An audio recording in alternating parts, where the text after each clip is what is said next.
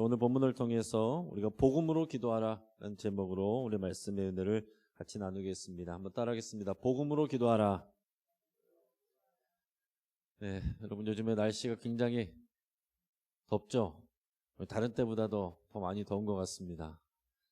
저도 요즘에 밤마다 더위 때문에 좀 잠을 좀 설치고 이제 계속 에어컨 틀었다가 꼈다가 껐다가 그렇게 지내고 있는데, 그래도 생각해보면 이렇게면 참 감사합니다. 우리 몇 달 있으면 이 더위도 지나가게 돼 있고 찬바람 불게 돼 있고 좀 있으면 또 춥다고 그럴 거예요. 네, 여러분 이제 오시면 우리 본당 안에서 또 이렇게 시원하게 해놓고 우리가 이 더운 날에 또 하나님의 은혜 누릴 수 있는 것 얼마나 감사한 일입니까? 여러분, 이 더위가 이렇게 심각하게 오는 것은 우리 인간이 죄로 인해서 탐욕과 욕심 때문에, 지구가 병들기 때문에 이런 거 아니에요. 이 바다 온도가 1.5도에서 2도, 또 전체 기온이 이렇게만 올라가면 이제 재앙이 온다고 합니다. 이게 다 이런 인간의 또 이런 자연 살림을 다 파괴하고, 그리고 쓰레기를 함부로 버리고 인간의 욕심 때문에 우리가 자초한 일들입니다. 하나님께서는 우리를 땅 가운데 선하고 아름답게 지으셨습니다. 그럼 생각해 보세요. 지구하고 태양이 지금 딱 이 정도니까 우리가 이 정도고 살만한 것이지, 그럼 온도가 한 2도만 올라가도 지금 다 멸망한다는데, 다 난리가 난다는데, 지구하고 태양이 조금만 갖고 왔으면 어떻게 될 뻔했습니까? 또 반대로 조금만 멀었으면은 다 추워서 얼어 죽었을 겁니다. 딱 우리가 살만하게 하나님께서 다 만들어 놓으신 거예요. 이러한 상황 가운데서도 우리가 하나님의 눈으로 이 땅을 바라보실 수 있길 바라고, 그리고 이런 더운 가운데서도 저 여러분이 우리 하나님의 은혜 사랑하고 사모하며 우리 하나님 앞에, 그의 임재 앞에 나오신 것을 여러분 잘하셨습니다. 그렇게 선택하신 것 잘하셨고 환영하고 축복합니다. 최근에 한 1, 2주 안에 우리 교인들의 지인들 얘기를 몇 분 들었는데, 어떤 분은 잘 지내고 예수님 안 믿는 분이었지만 잘 지내다가 교통사고로 돌아가신 분 계시고, 어떤 분은 암으로 돌아가신 분 계시고, 어떤 분은 산에 가셨다가 갑자기 쓰러져서 돌아가신 분들 계십니다. 그럼 오늘 이 자리에 우리가 건강하게 두 다리로 나와서 예배할 수 있는 것, 기도할 수 있는 것 놀라운 하나님의 일하심이고 복인 줄을 믿으시길 바랍니다. 지금 여러분 오시기 전에 아마 뉴스 보신 분들은 알 거예요. 지금 일본의 전 총리였던 아베 신조가 선거 유세 중에서 총탄에 맞아가지고 치료받다가 오늘 몇 시간 전에 사망했다는 속보가 떴습니다. 이 아베 신조 이 전 총리는 일본에서 가장 오래 총리를 한 사람이고, 얼마 전에 좀 몸이 안 좋아서 총리는 내려놨지만 여전히 뒤에서 마크 활동을 하는 그런 정계의 거물입니다. 일본의 올림픽 유치하려고 얼마나 그렇게 애를 썼습니까? 본인이 있을 때 그렇게 하려고 온갖 노력을 하고, 코로나 검사도 안 하고 문제 없다고 그러고 그러고 나서 올림픽 끝나고 나서 갑자기 코로나 올라가고 난리가 났었지만은, 그렇게 했는데 결국 누가 알았겠습니까? 그 마지막 인생의 마무리를 총탄에 맞아서 길거리에 쓰러져서 그렇게 마지막을 맞이하게 될지를 누가 알았겠냐라는 거예요. 여러분, 우리의 인생을 우리가 하루하루 살아가는 거 중요하지만 하나님께서 우리를 언제든지 부르실 수도 있다는 것을 우리가 생각하면서 살아야 되고, 우리가 이 깨진 세상, 망가진 세상 속에서 어떤 상황과 사고 속에서 우리가 하나님 앞에 가게 될지도 모르는 일입니다. 중요한 것은 우리가 하나님께서 이 땅에 있게 하실 때는 믿음으로 순종하며 하나님을 기쁘시게 하는 일을 위해서 살면 되는 것이고요. 부르시면 아멘하며 가서 하나님의 영원한 안식을 누리면 되는 것입니다. 우리 한 사람 한 사람 인생이 참, 우리가 다들 말씀을 안 하셔서 그렇지 한 사람 한 사람 나눠보면 한편의 영화 같기도 하고 소설 같기도 할 것입니다. 그 60초 소설가라는 책이 있는데 이 책의 저자는 댄 홀리라는 사람입니다. 근데 이 사람은 어떤 일을 한 사람이냐면 처음에는 법률사무에서 일하다가 글 쓰는 거를 좋아해가지고 어떻게 하면 내가 글을 쓸까? 소설을 쓰고 싶은데 어떻게 하면 쓸 수 있을까? 어디서도 받아주는 사람이 없었어요. 그래서 타자기 하나 들고서 길거리에 나가가지고 앞에다가 글씨를 써놨습니다. 뭐라고 써놨냐면은 60초 소설 즉석에서 써드립니다. 그 사람들이 이게 뭔 소리야? 이러면서 이게 궁금해서 물어봤어요. 그러니까 당신의 이야기를 나에게 들려주면 당신을 주인공으로 해서 내가 60초짜리 소설을 즉석에서 써드립니다. 이 일을 한 거예요. 그러니까 한 사람 두 사람 호기심에 이제 자기 이야기를 터놓으면 그 사람의 이야기를 소설로 그 자리에서 이렇게 만들어서 짧은 소설로 만들어 주는 것입니다.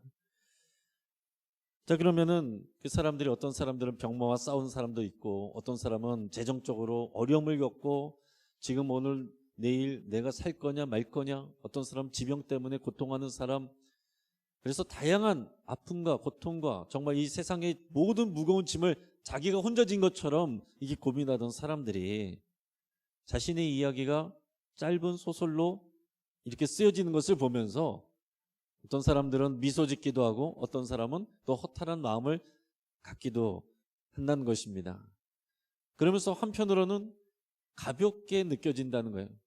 그런 경우가 많다는 거예요. 왜냐하면 내 인생의 무게가 이렇게 무겁고 정말 힘든 것 같은데 한 60초짜리 짧은 소설 안에 이렇게 담겨서 하나의 이야기가 될 수 있구나. 여러 많은 이야기 중에서 내 이야기가, 인생의 이야기가 이런 짧은 소설이 되는구나, 이렇게 생각을 하게 될 때 한편으로는 인생이 무게가 좀 가볍게 느껴지게 되는 그런 사람들도 많이 있었다라는 거예요.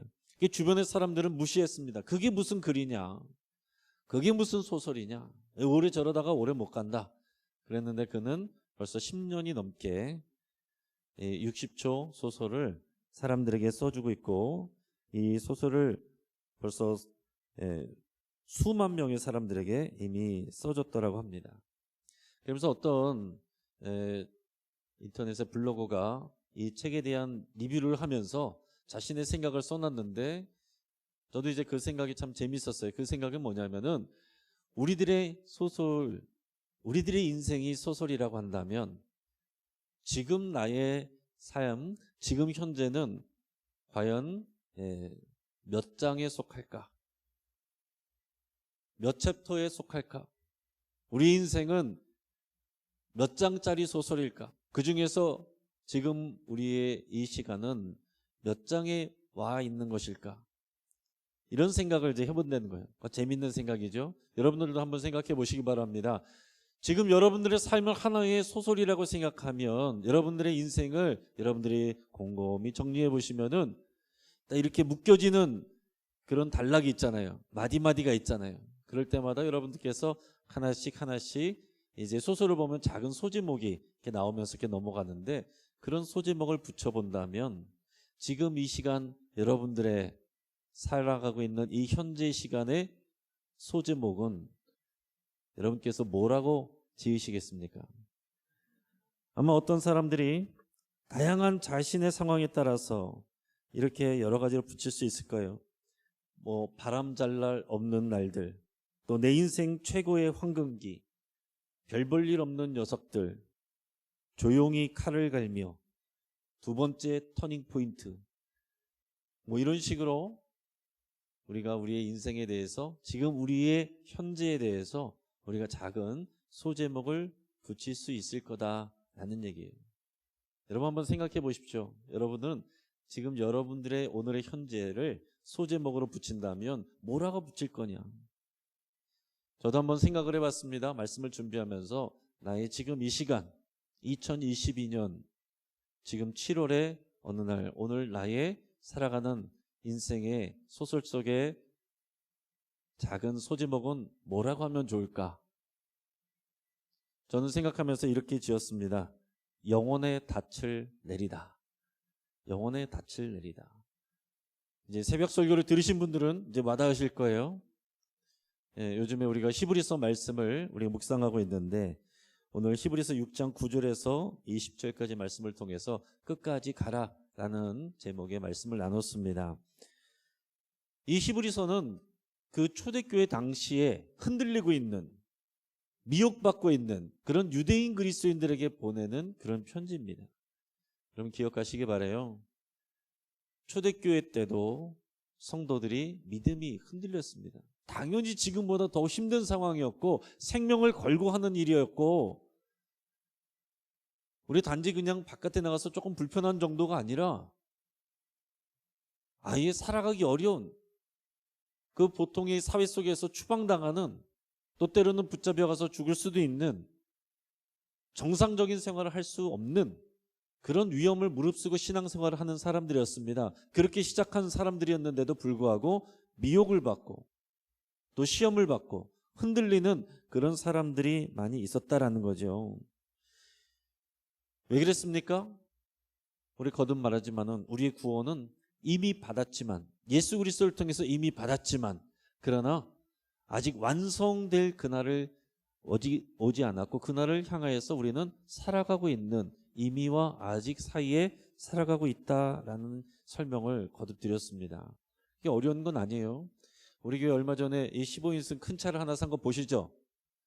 큰 차를 샀는데 교회에서 샀을 때에 이거 지금 완부라고 산 게 아닙니다. 이제 계약금 내고 지금 이제 할부를 내면서 이제 사용하는 거예요. 그러나 이 명의는 우리 교회 이름으로 돼 있는 거예요. 그럼 이 차는 누구 겁니까? 우리 영신교회 거죠. 이미 영신교회 거예요. 이 차에 문제가 생기거나 딱지를 띄면 영신교회로 날라옵니다. 그러나 아직 할부금이 남아있기 때문에 완전히 우리 거는 아니에요. 그러니까 우리 구원도 그런 것입니다. 이미 예수 그리스도를 믿고 구원을 받았지만 완전히 우리의 구원을 이루기까지, 약속의 나라에 임할 때까지 우리는 이 땅에서 때로는 힘들기도 하고 어려움을 당하기도 하고, 그러나 주의 약속 붙잡고 살아가는 사람들입니다. 그런데 그 당시에 이 유대인 그리스도인들, 예루살렘에 살고 또 그 근처에 사는 유대인 그리스도인들이 믿음 생활하는 게 너무 힘든 거예요. 또 그 당시에 그들이 살아가는 시대는 유대인 사회이기 때문에 이 유대인들의 그 생활과 양식과 그들이 하는 일들, 그거 다 해야 된다, 그거 지켜야 된다, 또 그들에게 미혹받고 유혹받고 또 때로는 핍박받고 그럴 때에 그들이 신앙이 흔들렸던 거예요. 그래서 히브리서 기자는 격려하고 또 때로는 경계하면서 흔들리지 말라고, 말씀 가운데서 자라가라고. 여전히 믿음의 초보 가운데 있는 사람들이 많이 있는데 믿음의 초보를 버리고 선생이 되고 일꾼이 되고 소망을 가지고 나가라. 어떤 사람들은 배도하고 타락한 사람들도 있는데 절대로 그렇게 되지 말고 끝까지 이 길을 가라 하는 그런 권면의 말씀들을 했습니다. 그러면서 오늘 말씀에서도 그런 내용을 했어요. 아브라함도 그랬다는 거죠. 아브라함이 믿음의 조상이 됐지만 하나님께서 아브라함에게 약속 주시고 크게 복 주시고 복 주신다. 별처럼, 바닷가 모래처럼 수많은 후손들을 주신다. 그렇게 약속했지만 바로 응답을 받은 것이 아니라 몇 년 만에 받았을까요? 이삭이라는 이 약속의 열매를 받기까지 몇 년 걸렸습니까? 대략 25년 걸렸어요. 75세 때 갈대우르를 떠나서 하란을 떠나면서 하나님께서 또 약속해 주고 그러셨는데 100세가 되어서야 이삭을 얻었습니다. 하나님의 약속을 받아서 25년 걸려서 그것을 소망하면서 그 약속하여 주셨으니까, 맹세까지 하셨으니까 하나님의 그 약속과 맹세를 믿고 소망하면서 믿음으로 오래 참고 그 약속의 열매를 받았다라는 거예요. 성경의 역사들은 다 그렇습니다. 여러분, 예수님이 오신 것 마찬가지예요. 수천 년 동안 이스라엘 백성들에게 예수님이 오신다고, 이 메시아가 오신다고 수많은 사람들이 그 시대가 지나가고 그랬는데 결국에는 예수님이 약속대로 오셨습니다. 2022년 전에 오셨어요. 이것은 우리에게 굉장히 놀라운 사건들입니다. 아브라함도 다윗도 모세도 약속으로만 예수님에 대해서 메시아에 대해서 기대하고 바랐지 보지는 못했어요. 그런데 우리는 말씀을 통해서 알고 이미 오신 예수님을 들었지 않습니까? 그러니까 우리는 훨씬 더 좋아진 상황 가운데 있다라는 거예요. 그래서 신앙생활은 뭐냐? 이미 우리에게 주셨고 아직은 다 완성되지 않은 이 가운데에서 하나님의 약속을 소망하면서 그렇기 때문에 믿음으로 오래 참고 이 길을 가는 거다. 우리가 예수 그리스도라는 그 이름을 향해서 십자가 표대를 향해서 가는 이 길은 여러분 고민할 거 없어요. 분명한 길이고 확실한 길이고 진리의 길이고 생명의 길입니다. 다른 길로 가면은 아무도 책임져 줄 수가 없습니다. 오직 이 생명의 길을 가야 되는 것이고 우리가 오늘 찬양 부른 것처럼 좁은 길을 걸으며 주와 같이 걸어간다. 이것이 우리의 믿음의 고백이에요. 여러분 우리가 넓은 문으로 가지 않았다 해서 넓은 길로 지금 하나님께서 인도하시지 않았다라고 해서 우리가 실망할 게 아니다라는 것입니다. 왜 이렇게 좁은 문 좁은 길 힘든 길이냐. 그럼에도 불구하고 오늘 이 시간 주님 앞으로 나오신 여러분은 주님의 약속을 하나님의 약속을 소망하기 때문에 믿음으로 오래 참고 오늘 이 시간에 나온 줄을 믿습니다. 오늘 너무나도 귀하신 자리예요. 그러면서 말씀 가운데 히브리서 기자가 이 소망을 갖는 것을 마치 영혼의 닻을 내리는 거다 이렇게 표현을 했습니다. 배처럼 우리 영혼을 우리 인생을 배처럼 설명한 거죠. 배가 닻을 내리지 않으면 물에 떠내려가고 바람에 떠내려갑니다. 그러나 이 소망이라는 영혼의 닻을 내릴 때 떠내려가지 않는 거예요. 오늘 저와 여러분들이 여러 가지 어려움들이 있고 문제가 있고 낙심도 있고 여러분들의 스트레스가 받은 상황일 수도 있고 지금 컨디션이 안 좋을 수도 있어요. 그러나 우리는 옳은 길을 가고 있고 주의 날개 그늘 아래 있습니다. 주님과 동행하고 있습니다. 그러므로 여러분 기뻐하시고 감사할 수 있기를 축복합니다. 이것을 우리가 바라보는 거, 이것을 누리는 거 오늘 이 시간에 우리가 해야 될 일이에요. 누리는 시간입니다. 주님이 우리와 함께 계시다는 거, 그리스도 안에 이 소망 대신 예수 그리스도가 바로 하나님이 우리에게 약속하신 바이고 그 키이고 열쇠이고 이것이 바로 복음이에요. 그러니까 예수 안에서 또는 하나님의 약속을 소망하는 그 안에서 또는 복음 안에서 다 연결되는 같은 의미들입니다. 이런 상황 속에서 저는 영혼의 닻을 내리다. 제 인생 가운데 특별히 영신교회 안에서 이 소망을 내린다라는 그런 시간이라는 생각을 하고 있습니다. 우리가 회복 캠페인 작년에 했고 금년에 복음 캠페인 하는데 여러분 그냥 이번에 뭐 하지? 하면서 생각하는 게 아니에요. 하나님께서 우리 영신교회를 바라보면서 또 저를 보내서 또 우리를 만나게 하셔서 이루어 가실 일들이 무엇인가? 코로나 기간 동안 하나님께서 우리를 치유하시고 우리를 새롭게 하시고 본질을 깨닫게 하시고 그리고 이제 코로나가 잠잠해져가는 이쯤에는 이제 우리가 복음으로 새롭게 되고 또 하나님의 거룩하신 일들을 이루어가는 것들을 우리가 바라보면서 그것을 소망하면서 우리가 더 성숙하고 성장하고 전진하며 나가는 것입니다.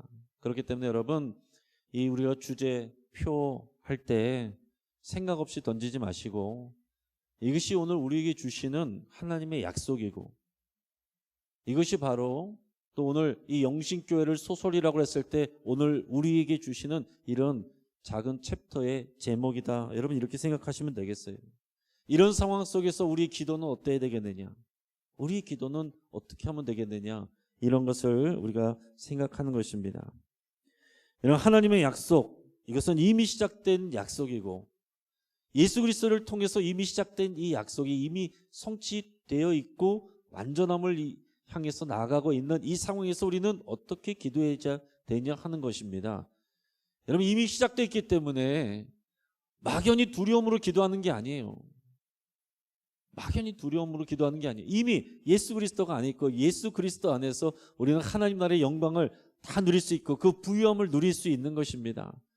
또 그것을 그렇게 알고 깨달을 수 있고 누릴 수 있도록 성령님이 우리 안에서 도우시고 옆에서 힘을 주시고 또 우리가 교회 공동체를 통해서 서로를 격려하고 우리가 그 일을 함께하고 있는 것입니다. 이 사실을 믿고 우리가 기도해야 된다는 거예요. 이 사실을 믿고 기도한다. 다른 표현으로 하면은 복음으로 기도한다. 예수 그리스도와 그 예수 그리스도를 중심으로 한 하나님의 약속이 이루어지는 이 복음을 이것을 알고 소망하면서 우리는 기도한다라는 거죠. 오늘 본문 말씀 요한일서 1장 1절에서 3절 말씀을 우리가 곰곰이 생각하면서 같이 천천히 읽어보겠습니다. 태초부터 있는 생명의 말씀에 관하여는 우리가 들은 바요 눈으로 본 바요 자세히 보고 우리의 손으로 만진 바라. 이 생명이 나타내신 바 된지라. 이 영원한 생명을 우리가 보았고 증언하여 너에게 전하노니 이는 아버지와 함께 계시다가 우리에게 나타나신 바 된 이시니라. 우리가 보고 들은 바를 너에게도 전함은 너희로 우리와 사귐이 있게 하려 함이니 우리의 사귐은 아버지와 그의 아들 예수 그리스도와 더불어 누림이라. 아멘. 자, 오늘 본문을 통해서 우리의 기도, 또 복음으로 하는 기도는 무언가 여러분 곰곰이 생각해 보시기 바랍니다. 우리가 복음으로 기도한다는 것은 응답하시는 하나님이 계신다는 것을 알고 기도하는 거예요. 오늘 우리가 읽은 말씀의 2절에서 뭐라고 그랬습니까? 이 생명이 나타나신 바 된지라. 이 생명이 나타났다라고 그랬어요. 그 생명은 예수 그리스도입니다. 예수 그리스도를 통해서 하나님의 생명이, 하나님의 구원이 우리에게 나타난 거예요. 나타났다라는 말은 어떤 의미겠습니까? 예수님이 이 땅 가운데 갑자기 나타나셨어요. 2022년 전에 이 땅에 사람의 모습으로 나타나셨어요. 하나님의 약속이 성취된 것입니다. 사람이 만들어낸 것이 아니고 하나님이 약속하시고 그 응답을 주신 거예요. 하나님이 성취하신 것입니다. 이건 하나님의 응답의 결과이고 그리고 그 응답을 주시는 하나님이 살아계신다는 증거입니다. 우리는 이 증거를 가지고 기도하는 사람들이에요. 이 기도에 응답하시고 그 약속을 실천하시는 하나님을 향해서 기도하는 것입니다. 우리는 그걸 알고 하는 거예요. 예수님 혼자서 나타나신 것이 아니라 하나님 아버지가 보내셨어요. 그 하나님 아버지가 계시다는 것을 알고 우리는 기도하는 것입니다. 기도는 우리가 하지만 기도의 응답은 하나님이 하세요. 응답하시는 분이 없으면 우리의 기도가 불확실한 거죠. 여러분, 우리의 기도의 응답, 예수님이 오신 것은 우리가 기도 열심히 했기 때문에 오신 게 아니에요. 우리가 선하기 때문에, 우리가 대단하기 때문에, 우리가 많이 노력을 했기 때문에 예수님이 결국 오게 하신 게 아닙니다. 하나님이 오게 하신 거예요. 하나님이 보내신 거예요. 하나님이 약속하시고 하나님이 보내셔서 오셨다는 것입니다. 기도는 이런 거예요. 우리에게 기도의 열심보다 더 중요한 것은 응답하시는 하나님이 더 중요한 것입니다. 이 믿음이 중요한 거예요. 그러니까 여러분, 우리가 기도할 때 복음으로 기도한다는 것은 살아계신 하나님께서 응답하신다는 것을 알고 기도하는 것이고 이미 그 증거가 예수 그리스도시고 우리 안에 계신 성령님이시기 때문에 이 교회이기 때문에 이 증거를 가지고 기도한다는 것은 어떤 것입니까? 하나님께서 우리 응답하실 때 우리 수준에 맞춰서 주신다는 게 아니에요. 물론 우리가 열심히 기도할 때 주시는 부분이 있지만 그거에 맞춰서 우리가 하나님의 응답을 받으려면 초라할 것입니다. 우리 믿음의 수준이 초라하니까 하나님께 받을 응답이 초라할 거예요. 그러나 하나님은 차고 넘치게 풍성하게 주십니다. 하나님의 수준으로 주시는 거예요. 그러니까 우리의 기도는 우리가 열심히 했다라고 해서 그만큼 주시는 것이 아니고 그 이상으로 하나님의 수준으로 주신다는 것입니다. 복음으로 기도한다는 것은 그것을 알고 믿고 소망하면서 기도하는 것입니다. 그러면 우리의 기도가 힘든 일이 아니에요. 주실지 안 주실지 도대체 알 수 없는 상황 속에서 불확실성 속에서 기도하면 불안하기 때문에 더 치열하게, 더 정성으로 기도하죠. 그게 이방 종교예요. 응답이 없으면 계획했던 일들이 이루어지지 아니하면 우리의 정성이 부족한가 보다. 더 많은 것들을 바쳐가지고서 응답을 받으려고 하는 게 이방 종교입니다. 그러나 우리는 우리의 정성과 우리의 수준에 맞춰서가 아니라 응답하시는 하나님이 계시다는 것을 알고 하나님이 하나님의 수준에 맞춰서 그 약속대로 주신다는 것, 그 하나님과의 관계 안에 있는 자들에게는 하나님이 그렇게 주신다는 것을 알고 소망하면서 기도하는 것이 우리의 기도다라는 것입니다. 그래서 우리의 응답의 시간, 방법, 모양은 우리의 기대와 다를 수도 있어요. 그러나 우리 하나님은 반드시 우리의 기도에 응답하십니다. 그리고 반드시 응답하시되 우리가 생각하고 기대한 것보다 훨씬 더 좋은 것을 주십니다. 여러분 이것을 고백하면서 기도하실 수 있기를 축복합니다. 그리고 다른 하나는 뭐냐면 따라하겠습니다. 기도는 만남입니다. 오늘 1절에서 뭐라고 그랬습니까? 이 생명의 말씀은 곧 예수 그리스도를 말씀하는 거예요. 직접 이 땅에 육신을 입고 나타나셨습니다. 그래서 요한은 직접 예수님을 보고 듣고 내가 만져보았다 그랬습니다. 자, 이 요한이 쓴 이런 성경의 내용들의 특징 중에 하나가 예수님을 말씀이라고 표현하는 거예요. 그리고 생명을 강조하는 것입니다. 그 말씀이 생명이고 말씀 가운데 생명이 나타난다는 것을 이제 강조하는 것이 이제 요한이 쓴 이런 성경의 특징 중에 하나인데, 여기서도 보면 생명의 말씀에 태초부터 있는 이 생명의 말씀, 태초부터 하나님은 말씀으로 세상을 창조하셨는데 그 생명의 말씀을 우리가 들었고 보았고 우리의 손으로 만졌다. 무슨 얘기예요? 그 태초에 계신 하나님의 말씀은 예수 그리스도시고 하나님의 말씀이 사람의 옷을 입고 나타나셔서 내가 직접 눈으로 보았고 들었고 만져보았다. 여러분 이보다 확실한 말씀이 어디 있습니까? 하나님의 말씀이 곧 약속이고 이런 확실한 약속이 어디 있어요? 여러분들 아는 사람들 중에서 누가 한 약속이 가장 확실하겠어요? 누가 한 얘기라도 나중에 분리하면은 말을 바꿀 수도 있고 계약서를 써도 그 계약서를 어길 수도 있고 이중계약서를 쓸 수도 있고 우리는 속을 수도 있고, 그런데 우리가 믿는 하나님의 말씀은 직접 사람의 모습으로 오셔서 눈으로 보고 듣고 만질 수 있도록 그렇게 이 땅에 직접 나타나셨다라고 말하고 있는 거예요. 우리가 믿는 복음은요 추상적인 것이 아닙니다. 하나님의 말씀은 그냥 어려운 말씀이 아니라 살아서 우리에게 오신 예수님이에요. 구체적이고 현실적입니다. 3절에 보면 이 복음을 전함은 사귐이 있게 하기 위해서다라고 그랬습니다. 여러분과 우리가 사귐이 있기 위해서, 우리가 사귐이 있기 위해서 이 복음을 여러분들에게 전합니다. 그러니까 복음을 전하고 복음을 믿고 나누면 우리가 서로 사귀게 된다는 거예요. 근데 그 사귀는 것은 우리끼리 어떤 이성적으로나 인간적으로 좋아한다는 것이 아니라 뭐라고 그랬습니까? 하나님 아버지 그리고 예수 그리스도와 더불어 누리는 것이다. 그게 복음이에요.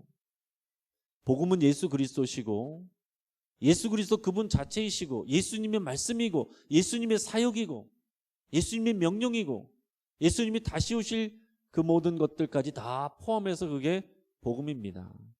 우리가 복음을 받은 사람은 뭐 하는 거라고요? 하나님 아버지와 예수 그리스도와 더불어서 사귀는 것이고 누리는 것이다 라고 그랬습니다. 그럼 복음으로 기도한다는 것은 무슨 얘기했어요? 그 주님을 누리는 거예요.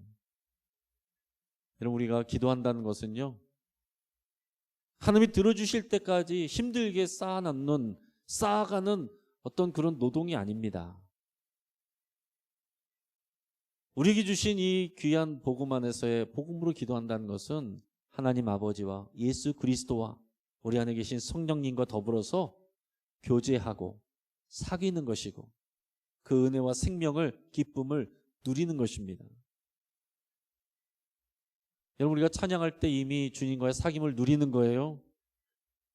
제가 여러분에게 거듭거듭 말씀드릴 때 찬양이 중요하다고 말씀드리는 것은 이미 찬양 가운데서 우리 아버지와 예수 그리스도와 우리 안에 계신 성령님과 교제하고 나누고 우리가 고백하고 사랑한다고 고백하고 그 사랑을 누린다고 고백하고 이미 그 사귐이 이루어지는 거예요. 그게 하나님이 가장 기뻐하시는 예배입니다. 그런 예배와 사귐 가운데서 우리가 하나님 앞에 고백하는 것이 우리의 기도예요. 그래서 우리는 기도는 인격적인 만남이고 기쁨입니다. 그러니까 우리의 기도는, 복음으로 하는 기도는 기쁜 소식을 그 받은 사람이 한 기도는 당연히 기쁜 행위이죠. 여러분, 우리가 기도하는 것이 힘들게 느껴질 때가 있죠. 수고처럼 느껴지게 될 때가 있습니다. 어떤 수준 차이로 느껴질 때가 있어요. 누구는 엄청 기도를 잘하는 것 같은데, 유창하게 하는 것 같은데 나는 별로 할 말도 없고 맨날 단어도 몇 개 없고, 누구는 막 성경 말씀을 막 창세기부터 요한계시록까지 막 올라갔다 내려갔다 하면서 막 기도하고, 누구는 방언으로 기도하는데 나는 할 말이 없어서 침묵으로 했다가 말이 끊어졌다가. 그러나 내가 오직 예수 그리스도를 사랑하고 그 안에서 그 믿음을 가지고 소망으로 기도하면, 그것을 누리고 계시면 하나님은 하나님 수준으로 응답하시고 역사하시는 것입니다. 여러분, 그냥 그 기도를 누리시기를 축복합니다. 오늘 이 금요 기도회가 오늘 이제 마음을 먹고 작정해서 무언가를 따내는 기도회가 아니라, 오늘 이미 시작된 하나님이 이 자리에 계시고 하나님의 날개 그늘 아래 주의 임재 안에 있다고 우리가 고백했습니다. 성령님 우리와 함께 계셔서 동행하심으로 우리가 좁은 문 좁은 길을 아버지 기쁘게 걷는다라고 그랬어요. 우리 주님이 우리와 함께 계십니다. 우리는 양의 문으로 들어왔고 지금 양의 문으로 들고 오고 나오면서 풍성한 꿀을 먹고 있는 거예요. 그 가운데서 우리가 기쁨으로 기도하는 것입니다. 살아계신 주님을 만나고 대화하고 위로하고 치유받고 능력받는 자리가 이 자리입니다. 그렇기 때문에 여러분, 이 기도의 시간을, 이 자리를 누리시기를 축복합니다. 요한복음 11장에 보면 나사로의 죽음 얘기가 나오죠. 예수님이 나사로가 죽은 다음에 왔을 때 마르다는 예수님을 사실 원망하면서 얘기를 했습니다. 주님이 조금만 일찍 왔다면 우리 오빠가 죽지 않았을 겁니다. 예수님의 능력은 믿지만 더 큰 예수님을 몰랐던 거예요. 예수님은 좀 슬퍼하셨어요. 근데 일부러 늦게 오셨어요. 왜 그랬을까요? 주님은 이 죽음의 문제, 시간의 문제, 여기에 얽매이지 않는 분이시라는 것을 보여주기 위해서 그러신 것입니다. 그래서 일부러 더 늦게 오셨어요. 여러분, 마르다의 생각, 마르다의 열심, 마르다의 계획, 마르다의 판단, 예수님이 응답하시는 거기에 묶이지 않으신다는 거예요. 마르다는 상처받았어요. 실망했어요. 낙심했어요. 주님이 빨리 오셨어야 되는데 하나님이 나 도와주지 않았다고 생각했어요. 그러나 예수님은 죽은 나사로를 무덤에서 불러내셨습니다. 이것이 기도하는 우리는 연약하지만 그러나 하나님의 수준으로 응답하시는 이 하나님의 역사예요. 이런 하나님, 이런 예수 그리스도를 알고서 기도하는 것이 우리가 복음으로 기도한다라는 것입니다. 그렇기 때문에 여러분, 기도할 때 지금 당장 이루어지면 아멘 할렐루야 하나님을 찬양하시고, 지금 당장 안 이루어지면 더 크고 좋은 일들을 준비하고 계시는구나 기대하시기를 축복합니다. 그래서 오늘 이 시간이 지금 이 자리에 와 계신 우리 성령님과 또 우리 안에 계신 예수 그리스도와 더불어 사귀고 나누는 복된 그런 잔치의 시간 되기를 주의 이름으로 축복합니다. 같이 한번 기도하겠습니다.